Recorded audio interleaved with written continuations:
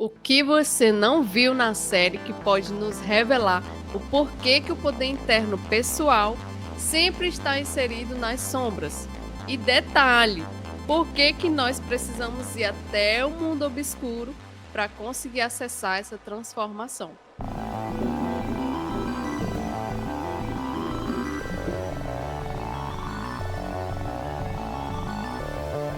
O simbolismo esotérico escondido em Stranger Things está em: o oculto é, na verdade, o que nos revela o poder pessoal.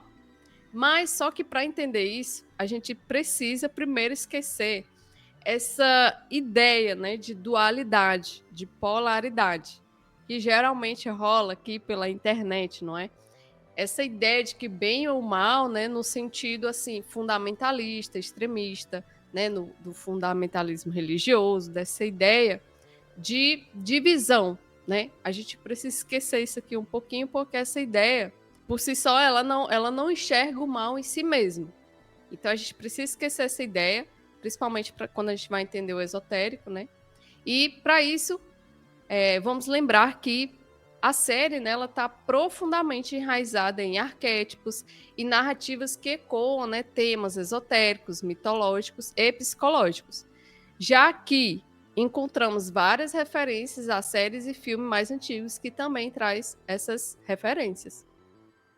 Pois é, assim como a gente pode ver no seriado, né? Na verdade, na obra da Alice no País das Maravilhas, né?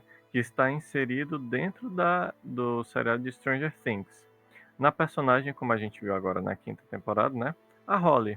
A Holly, antes da quinta temporada, ela ainda estava na infância onde ela brincava, ela tinha a sua inocência, enquanto o pessoal estava lá lidando com as coisas das realidades obscuras, do Upside Down, né? O mundo invertido, ela tá lá brincando e sendo feliz no mundinho dela. Só que é como se fosse uma questão de onde os nossos personagens principais estão perdendo a relação da infância pro mundo adulto, no caso a pré-adolescência, e ela vai ter esse momento agora, na quinta temporada. Então ela vai ter esse momento em que ela mudará a sua vida também, né, que já está acontecendo. Então temos os conteúdos da infância que são levados até a fase adulta. Então, eu vou citar aqui alguns pontos importantes que eu levei em consideração na análise da série com as questões esotéricas, onde a primeira são as regras. A primeira coisa que a gente compreende no primeiro episódio da série é essa questão da entrada no mundo invertido.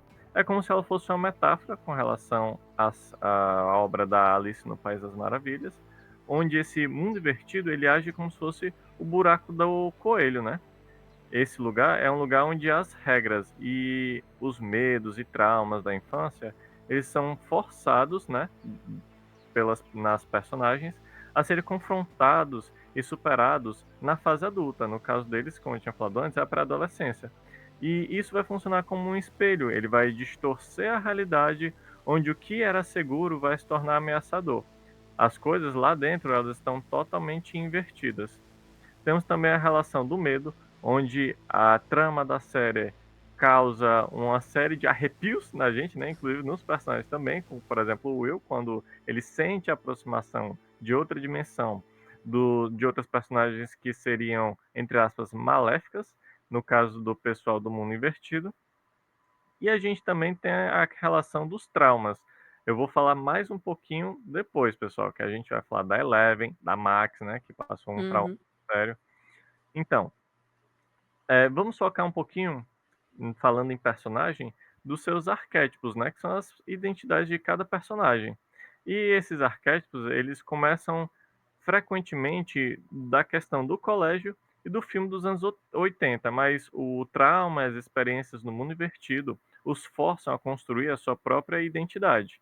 Como o nosso garotão, né, o Steve Harrington, ele era visto como o galã, o atleta, o cara gostosão lá da série. Só que ele é colocado no ponto de virar uma babysitter, né? Uma babá das crianças, o que ficou bastante engraçado no começo da série. E ele acaba desenvolvendo esse arquétipo de ser o protetor e o herói. Ele começa a entender que essas crianças elas correm sérios riscos e que não tem ninguém para cuidar delas ali no momento. O outro, né, o parceiro dele, o Dustin Henderson, que ele era o nerd, e apesar dessa questão da paixão que ele tem sobre a ciência e coisas nerds da época, ele acaba se tornando um líder vital e um elo emocional onde ele mantém o grupo unido ali. E falando da Eleven, né? O próprio arquétipo dela é do herói ferido e também mostra um pouco da criança ferida, né? Onde a jornada dela é sobre transformar o trauma em força. Aí ela acaba encontrando a identidade, né, dela através do amor e o poder da amizade, né, guys? O poder da amizade é tudo. Aí ela desafia a ideia de que ela é apenas uma arma, né? Que no seriado o papai dela acaba transformando ela numa arma lá, tem toda a questão dos números, enfim, que eram as outras crianças, né? Bem, e uma parte importante para ela entender isso é a elevação de consciência que ela tem, onde ela faz uma passagem da infância para a vida adulta com uma série de confrontos com o desconhecido. Ela acaba entendendo que é uma questão forte da série, que esse medo do desconhecido e a capacidade de superação humana são as coisas que a mantém no plumo, no desenvolvimento dela que ela precisa ter para chegar em determinados pontos. A gente vê nesse quarto episódio da quinta temporada como ela mudou assim, até o Hopper ele acha assim incrível. Ela superou tudo que ela tinha antes para se tornar essa pessoa que vai resgatar, né, metendo logo aqui um spoiler na cara de vocês, a irmã dela. E aí ela até fica se perguntando, caramba, então quer dizer que até a minha irmã, ela superou, mas ela mesmo assim foi capturada, não houve uma superação total daqueles desafios. E Eleven é uma personagem que, na verdade, todos os personagens, né, eles são continuamente forçados a aceitar que o mundo ele é muito maior e muito mais perigoso, mais estranho do que eles pensavam. E assim, é necessário continuar elevando a consciência deles sobre o perigo e o sacrifício que eles têm que fazer. Inclusive o Hopper, nesse episódio final, ele já está pronto ali para virar o sacrifício total, né? Também temos a vivência da própria experiência, né? Cada personagem onde cada personagem eles têm sempre essa questão da construção, como eu havia falado antes. A gente vai ver depois, daqui a pouco, mais especificamente, que não é onde você nasceu, como você nasceu, a sua família que vai determinar quem você é. E que você não vai poder acessar um local, né? Cada personagem tem a sua própria batalha e crescimento. Por exemplo, o Will, né? Ele virou agora o number one, né? Que o pessoal diz, que lutou contra o Vecna. Ele vai lidando com o trauma de ser levado e ele tem a sensação de ser altamente diferente. Nas primeiras temporadas, no momento em que ele foi levado e teve toda a modificação, quando ele voltou, o pessoal achava que ele tava lelé da cuca, sofreu bullying pra caramba, entendeu? Aí para ele se desenvolver ali foi muito difícil, pessoal. Você imagina você passando naquilo ali, eu pelo menos, Beth, eu não ia fazer ideia do que tá acontecendo. Se na experiência de mediunidade a gente tem, de sensitivo, o bagulho já é louco, imagina na pele do Will ali. E também tem a Max, né? A Max ela lidou com o luto do irmão, que ela até acha que participou ali daquele momento de morte e foi um trauma familiar grotesco. Tirando o trauma familiar que ela já tem, né? No começo da temporada a gente vê que a família disfuncional americana ali, ó, meteu incrivelmente hypes que a gente nem consegue imaginar. E o Lucas Sinclair, né? Ele lida com a pressão social e uma necessidade de ele ser corajoso sempre, né? O franco atirador. Ai, meu Deus, é muito fofinho ele falando, eu sou o atirador, eu tá certo, cara. E a gente consegue enxergar que eles estão sempre numa constante construção, guys. É incrível como a galerinha, ela não arreda o pé. Eles já entenderam que o mundo ele tá em perigo. E eles acabam que provando que o destino ele não é definido pelo seu nascimento, sua circunstância, mas sim por suas escolhas e por esse movimento de superação. Então a gente pode observar que esses conteúdos, né, de superação e tal, foi uma das poucas séries, né, que tiveram os mesmos atores desde criança até a fase ali da pré-adolescência, adolescência, né? Então Uhum. a gente consegue perceber isso bem claramente, né? Como todo mundo no mundo real passa por problemas, né? E esses conteúdos são levados da infância até lá, né? Porque às vezes a gente esquece da nossa infância, que na verdade é lá que a gente guarda a maioria desses conteúdos de trauma, né, de medos, enfim.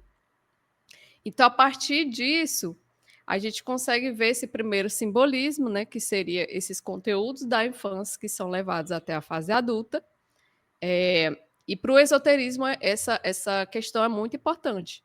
Assim como a gente pode ver também o simbolismo, né, do mundo invertido, né, que em inglês é o upside down, né, que eles falam, que seria de cabeça para baixo, e na tradução saiu como o mundo invertido, né, que pode ser interpretado como o mundo invertido não é só uma dimensão assim paralela, né, mas a representação materializada do inconsciente coletivo sombrio da humanidade e dos traumas pessoais, né, que seria esse mal psíquico, né, que se fala em algumas linhas da psicologia, né. Já que os personagens, quando entram lá, eles precisam reconhecer e encarar de forma brutal, né, os seus piores traumas e medos, até para voltar para a realidade, né. É. Então, nesse mundo, né, já o monstro das sombras, que seria ali o devorador de mentes, né, muitas pessoas não conseguem ver entender que ele tem várias formas, né, mas a forma original dele é só aquela nuvem preta, tipo uma fumaça preta, né? Que seria o devorador de mentes, que em inglês é o Mind Flyer. E flyer significa esfolar, né? Que tu tinha me É. dito. Inclusive, Beth, estava vendo umas pesquisas aí que essa forma que o Mindfly ele tem, na verdade, foi auxiliado pelo próprio Vecna, porque quando ele iniciou essa implementação, essa integração com a energia lá na dimensão X, quando ele voltou para o Upside Down, ele viu que essa energia ela só aparecia como uma névoa e que essa energia precisava de uma forma. Então ele Isso, começou a treinar sua mente para dar forma ao Mind Flyer. exato. E aí o devorador, como esse esfolador da mente, né? Das pessoas, seria um ser psíquico que domina raças e conquista mundos, né? Ele tem o controle supremo sobre o mundo invertido e suas criaturas, como os Demogorgon, que são, né, aquelas outras formas, A florzinha bonita. os bípedezinhos, e os devorados. E ele pode, né, possuir e infectar pessoas para servir como espiões, assim como ele fez com Will na segunda temporada. Então, já dentro do jogo, né, que foi baseado, o monstro do RPG Dungeons and Dragons, que seria o jogo, Caverna do Dragão. o jogo do RPG que foi a inspiração, né, da série, também conhecido como Elite, famoso por suas habilidades psíquicas, como telepatia, e por seu hábito de consumir cérebros para obter inteligência. Então, o devorador de mentes, né, já em sua forma aracnídea, que foi o que tu disse, o Uhum. Vecna, né, E que é transformou e deu a forma para ele, né? a mente por trás da forma, né, Uhum. pode ser visto como a sombra coletiva ou o inconsciente destrutivo baseado em estudos da psicologia de Carl Jung, né? Uma entidade que se alimenta do medo, traumas e culpa das vítimas, como a aranha tecendo a sua teia para aprisionar. Parece um obsessor, né? Tá fuck. O cara, Sim. o cara vai criar, vai fazer você passar por uma série de sentimentos ruins. Inclusive, me lembrou agora daquele episódio que o Billy, ele tá sendo controlado, ele leva as pessoas ali, né, para serem controladas também. É muito disso daí, cara. É full obsessão grupal, assim, amazing. E aí, essa mesma ideia, né? Parece que tem nomes diferentes para a mesma coisa. E aí, a gente trouxe uma outra ideia aqui que é parecido, né? Com Uhum. a ideia lá no gnosticismo, né? Que foi um conjunto de movimentos religiosos e filosóficos antigos que surgiram ali nos primeiros séculos do cristianismo, né? Se opondo à Uhum. igreja, né? Uhum. E no gnosticismo a gente tinha ali o demiurgo, né? Que ele é visto como um deus inferior, que, por ignorância ou malícia, criou um mundo imperfeito, né? Muitas vezes identificado como o Deus do Antigo Testamento. E essa mesma ideia, né, do demiurgo no gnosticismo, na filosofia grega, Platão, né, desenvolveu essa ideia como o conceito que surgiu para descrever um Deus que organizou o universo a partir de matéria pré-existente, porém caótica. Então quer dizer que Vecna é um deus antigo do Testamento? Meu Deus, cara. Pode ser, essa ideia é bem parecida, né? Então, Uhum. que é bem parecido, né, com o Devorador de Mentes e o seu mundo invertido. Então a gente entra aí já, né, como a gente já falou, nesse imaginário de medos e traumas e por que que isso está conectado ao poder interno. Na psicologia de Jung, a jornada de integração da sombra, em resumo, é essa busca pela transcendência psíquica ou despertar da consciência. Muitas pessoas já ouviram Interessante. falar, né? Hum. Mas nesse caso aqui, a gente pode fazer essa conexão, né? É. E assim, é muito sobre a questão da forma da sombra, né? Tem aquele filme A Forma da Água, que é a forma da sombra. Que o sucesso do herói ele vai depender de enfrentar, integrar essas sombras, né? E essas sombras, eu vejo muito, Beth, que ela tem essa forma dos medos e as culpa e trauma pessoais. Então, o herói ele vai ver tem até em algumas obras, né? Que o herói ele vê os medos e culpas e traumas dele no vilão, né? Na outra pessoa que a gente vê que geralmente o vilão é o cara que teve um começo de vida, um trauma muito forte, que ele escolheu fazer aquilo porque ele achou correto fazer aquilo, né? Aí a gente tem a Eleven, que ela precisa aceitar o seu passado no laboratório. A Max, que ela supera a morte do irmão, né? Que o pobre do Billy foi possuído lá, a personificação, como se fosse, né? Uma personificação do diabo. E a própria sombra dele, que a gente vê que quando ele está lá sendo controlado, ele também vê as coisas ruins que tem dentro dele. Bem, e aí a gente tem o nosso senhor fulano, o Henry, né? Vulgo Vecna. Ele é o fracasso dessa integração, né? Até porque ele passou por um período, né? Onde ele entrou na dimensão X, ele se tornou essa sombra e o trauma tomou de conta dele. Em vez dele superar o trauma, né? Até porque você cai na dimensão X, a gente já viu que não é um balangandaio muito legal, ele acaba caindo no papel de tirano psíquico. E aí ele é controlado pelas sombras, e aí acaba ele inserindo as sombras em si e controlando ela. Então o mal, a sombra que ele teve, Beth, foi um negócio muito maior. E escalou rapidamente. É como se fosse até um paralelo, né? A Eleven, ela superou, integrou para salvar as outras pessoas. Ele superou a própria sombra, se tornou a sombra maior, integrou nela, né? Nele, né? Isso daí foi viagem. Bem, e aí nessa jornada de integração, né? A jornada do herói ela é utilizada em vários filmes e tem até em modelos de processo diferentes, né? A gente vai tratar daqui a pouco um pouquinho de Harry Potter, do Matrix, Hobbit e o próprio Alice no País das Maravilhas. A gente percebe isso, né? Seria a jornada do herói. Se você for pesquisar na internet, muitas pessoas falam sobre isso. O próprio Jung usa a jornada do herói também como esse processo de transformação psíquico, né? Então, a gente consegue ver isso em várias séries, né? Uhum. Isso é interessante de ver, mas eu sei que tem muitas pessoas que não conseguem ter essa associação, né? Então, assim como a gente consegue, né, ver isso também no esoterismo, né? Assim como na jornada do tarô e da cabala, por exemplo, que são duas ferramentas aí muito potentes que a gente usa no processo de iniciação, né? E aí ela sendo interpretada da maneira correta, né? Para esse caminho iniciático.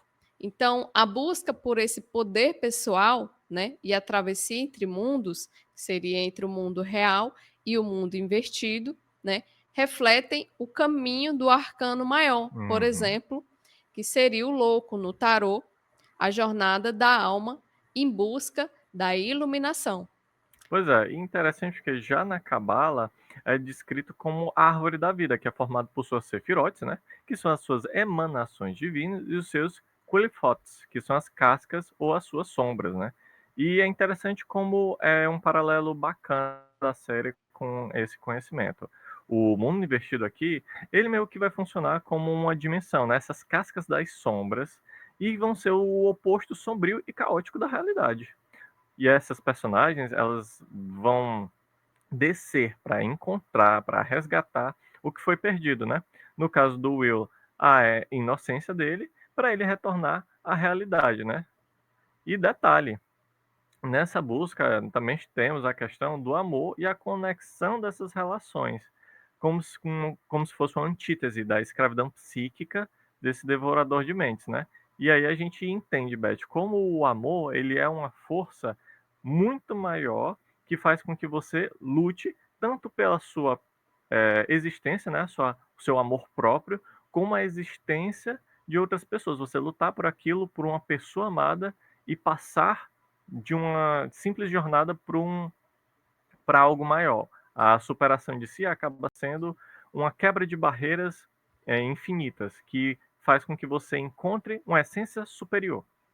O poder das relações, né? Uhum, Nessa jornada aí espiritual, né? Ou a jornada psíquica, enfim. É importante a gente ver isso que no esoterismo trata exatamente disso. Por isso que no começo do vídeo a gente falou que a gente não pode ter essa ideia binária, né, de bem e mal se opondo o tempo todo, ou se é bom ou se é mal, né, mas de identificar o mal em si, né. uhum, Então, a maioria das pessoas pode ignorar, né, ou ao focar somente nos monstros, né, essa coisa de horror, e na ficção científica, né, mas, na verdade, é que a força suprema para transcender o mal psíquico, né, que seria o uhum, devorador de mentes na série, não é o poder psíquico, que seria a 11, né, que tem a telecinésia e as forças, né, uhum. mas na verdade, a força da conexão humana, né, e do É, afeto, que seria o amor. uhum. E amigos não mentem, né? A gente vê isso desde o começo. Meter um amigos não mente na relação, cara, você tem que honrar, cara. Bem, enfim.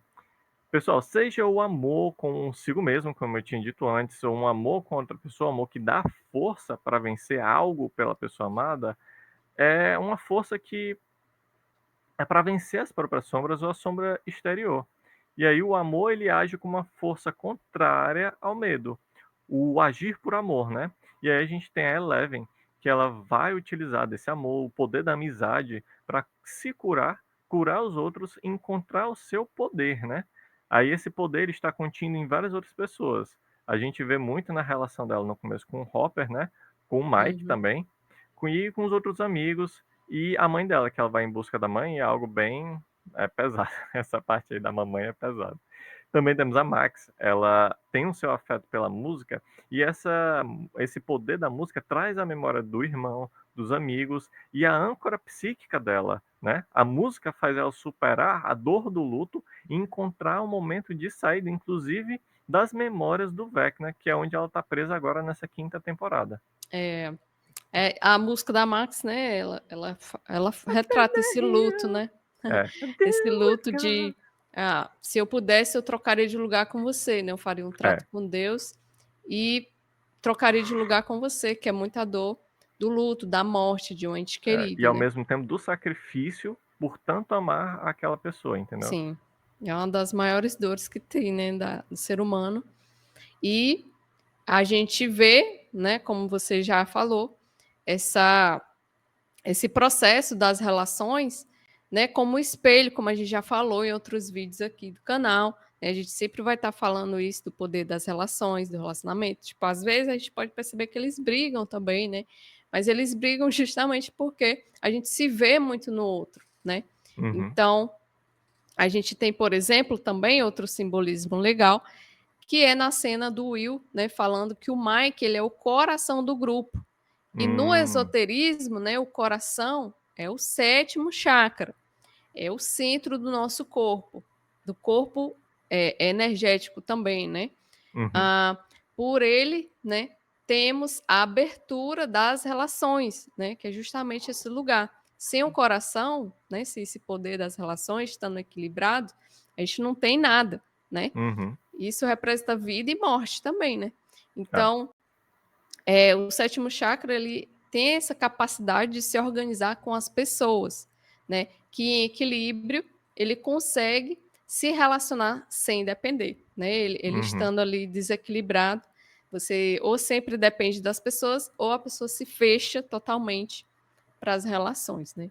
A Então, pessoa fica no extremo. Inclusive é engraçado porque todas as situações, passivamente vão passando pelo Will, guys. Se vocês pensarem bem um pouquinho, é engraçado que tantas coisas ruins vão passar por ele como as coisas boas. E elas vão isso, se transmutando e fazendo com que o grupo continue caminhando. É isso, diferente, é parecido, mas é diferente da relação que tem com o Henderson, né?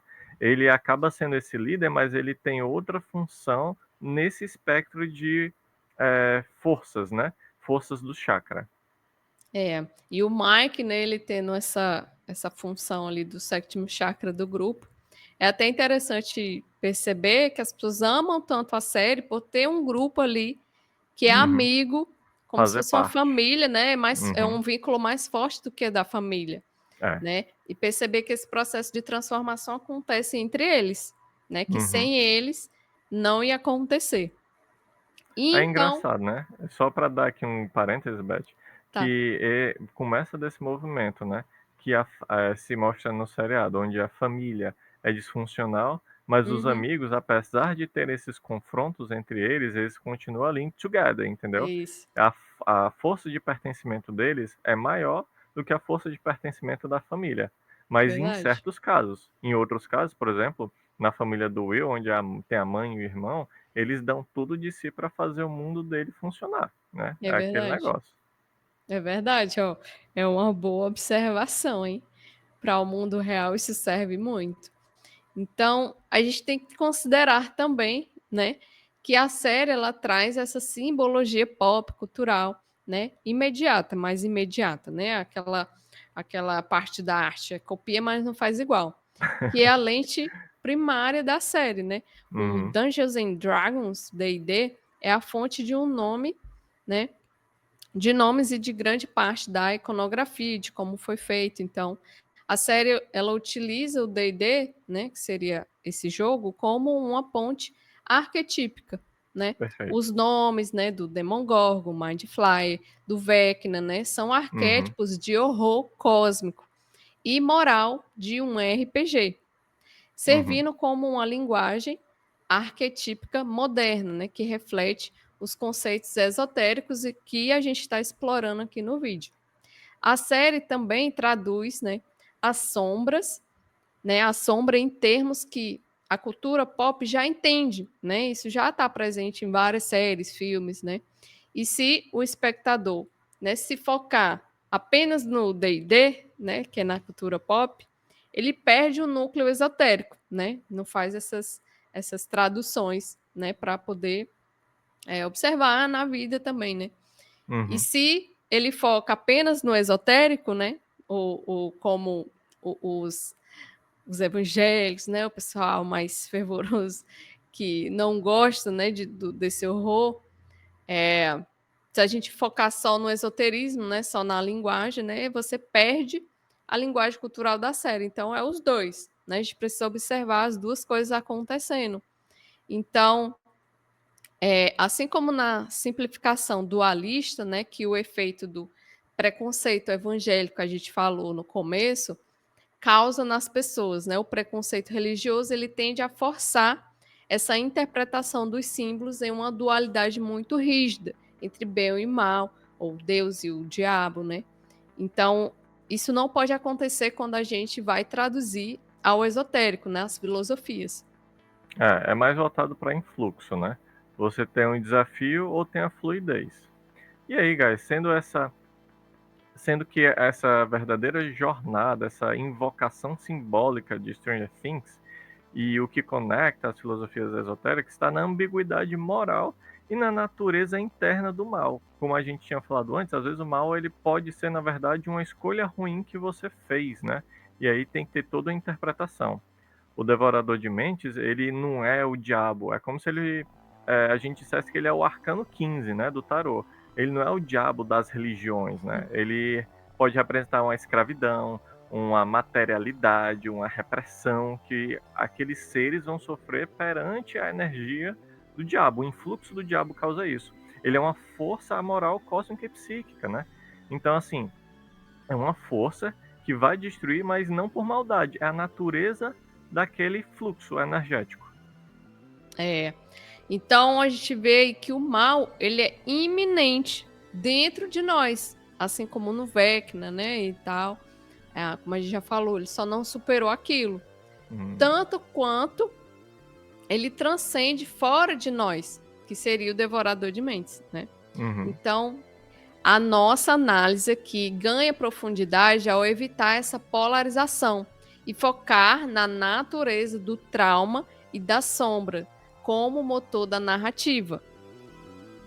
Assim, né, como a gente já repetiu várias vezes, é natural ver traumas, sombras, ver o mal. O mal seria esse mal em nós mesmos, né? Então, por fim, né, teríamos aí várias e várias coisas para falar no vídeo, né? Vários simbolismos esotéricos e tal.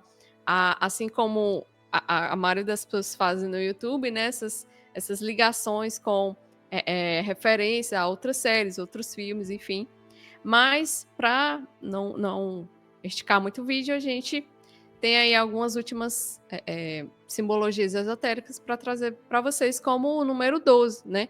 Que apareceu agora aí na quinta temporada, né? Nesse começo, como o número 12, que no esotérico ele representa a totalidade, ele representa a concretização. O número 12 ele é um símbolo esotérico de plenitude, ordem e harmonia, frequentemente associado à conclusão de ciclos, pois ele representa a totalidade de um ciclo completo, como os 12 meses do ano e os 12 signos do zodíaco, né, na astrologia, as 12 fases da lua e do sol, as 12 horas do dia e noite. A sua importância ela é vista em diversas tradições, como na Bíblia, que menciona as 12 tribos de Israel e os 12 apóstolos, os 12 arcanjos também, e na Cabala, onde representa o equilíbrio entre o espiritual e o material. Viagem, né? Muita viagem. Então a gente teve também a mandala, né? O espiral, que apareceu para Will, né? Também aparece como um símbolo de transformação, né? Do Will, o personagem. Usada no budismo e no hinduísmo para alcançar o foco e autodescoberta na jornada espiritual, aceitando quem você é e reivindicando tanto o seu poder quanto a sua liberdade. Então a série, ela chama a gente para olhar além do monstro, além desse horror. E como sempre fazemos aqui no canal, a gente questiona a origem e os significados esotéricos das coisas, encontrando, né, a solução na integridade filosófica e na força dos afetos. Então, se você gostou do vídeo, né, se você gostou dessas coisas que a gente trouxe para vocês, liberte o seu like, liberte o seu comentário e veja o nosso próximo vídeo.